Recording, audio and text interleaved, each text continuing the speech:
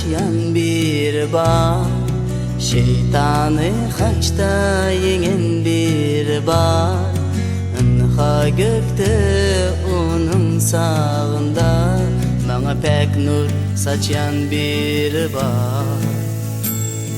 Söymeni öğreden bir bar, pek kızdan doğulan bir bar.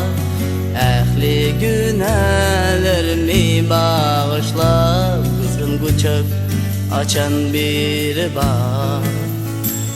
Kızgın kucak açan bir bar. Elem sırrın bilen bir bar, sevgi bilen bakan bir bar. Ganimen üçün akan bir bar. İsa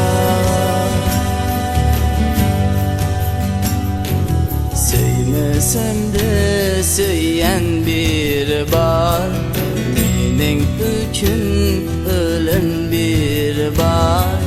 Haça bir güne çüylenen bar, bana köngülü beryen bir bar.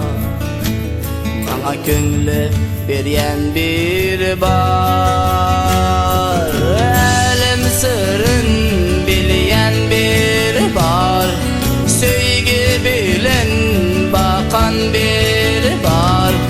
Ganimin üçün akan bir bar. İsa tümlükten yol açan bir bar, mening üçün ölen bir bar.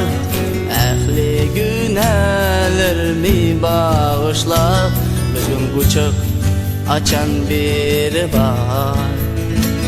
Kızgın kucak açan bir bar.